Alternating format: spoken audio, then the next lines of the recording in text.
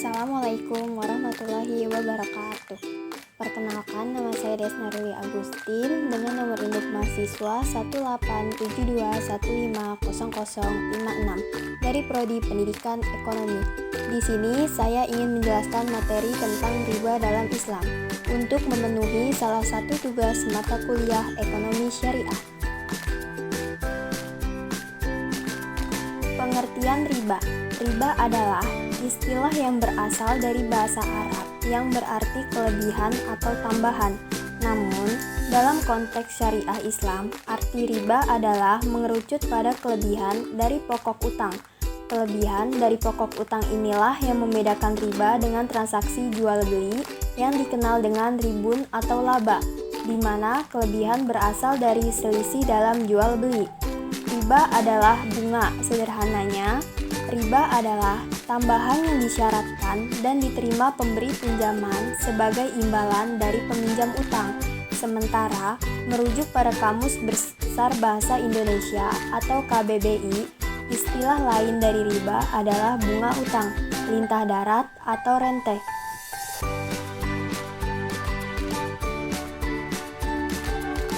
Hukum dalam riba. Dalam surat Al-Imran ayat 130, hadis yang diriwayatkan Muslim dan hadis riwayat Ibnu Majah, hukum riba adalah haram, dikutip dari Fatwa Majelis Ulama Indonesia nomor 1 tahun 2004 tentang bunga. Riba adalah tambahan atau ziyadah tanpa imbalan yang terjadi karena penangguhan dalam pembayaran yang diperjanjikan sebelumnya. Riba jenis ini yang kemudian disebut dengan riba nasi'ah. Sementara bunga adalah tambahan yang dikenakan dalam transaksi pinjaman uang yang diperhitungkan dari pokok pinjaman tanpa mempertimbangkan pemanfaatan atau hasil pokok tersebut berdasarkan tempo waktu dan persentase di muka. Hukum bunga menurut MUI dinyatakan memenuhi kriteria riba, yakni riba nasi'ah. Praktik pembungaan yang masuk kategori riba adalah haram, baik yang dilakukan oleh bank, pasar modal, pegadaian, koperasi, dan lembaga keuangan lainnya.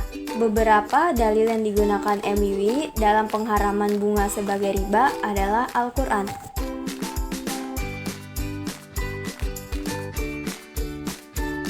Jenis-jenis riba, yang pertama ada riba fadl, yang kedua ada ribayat, dan yang ketiga ada riba nasi'ah, dan yang terakhir ada riba qard.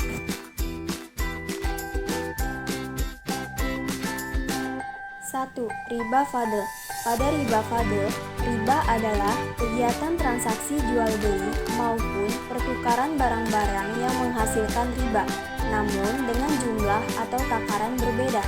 Contoh fadl riba adalah menukar uang satu lembar pecahan Rp100.000 dengan uang pecahan Rp10.000 berjumlah 11 lembar alias nilainya Rp110.000 sehingga ada kelebihan Rp10.000.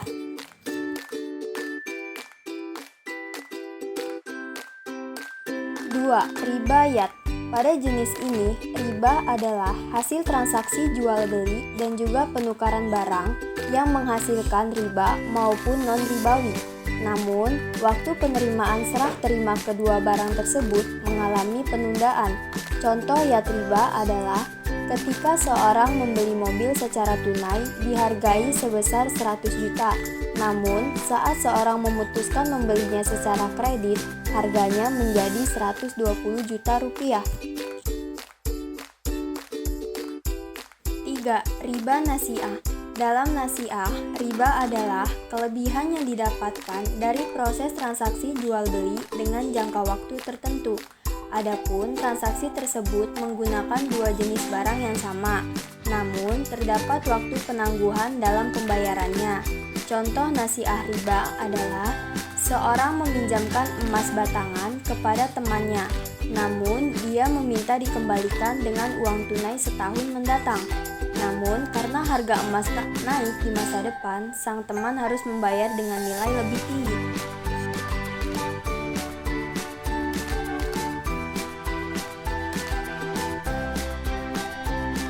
4. Riba qard. Pada jenis card, riba adalah tambahan nilai yang dihasilkan akibat dilakukannya pengembalian pokok utang dengan beberapa persyaratan dari pemberi utang. Contoh card riba adalah ketika bank memberikan pinjaman sebesar 100 juta, kemudian nasabah atau debitur harus mengembalikannya dengan bunga 12% dalam tempo angsuran 24 tahun.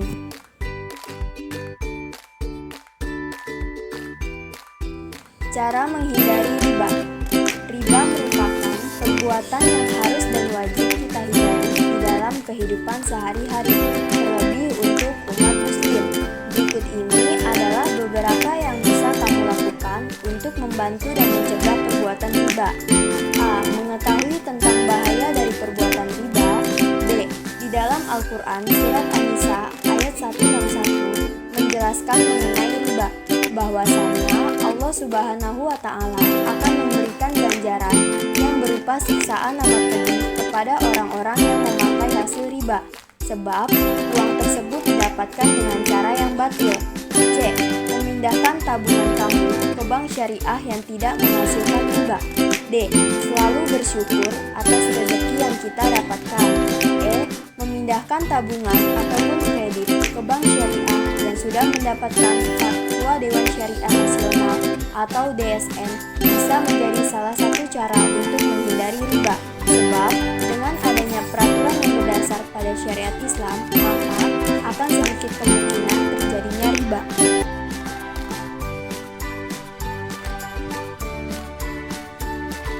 Bahaya dan dampak dari perbuatan riba. 1. Bersifat rakus. 2. Dosa riba lebih besar daripada dosa zina. 3. Perilaku riba adalah orang yang memiliki hati serta jiwa yang kotor. 4. Disisa Allah di hari kiamat. Sekian penjelasan dari saya tentang materi riba dalam Islam. Kurang lebihnya mohon maaf. Wassalamualaikum warahmatullahi wabarakatuh.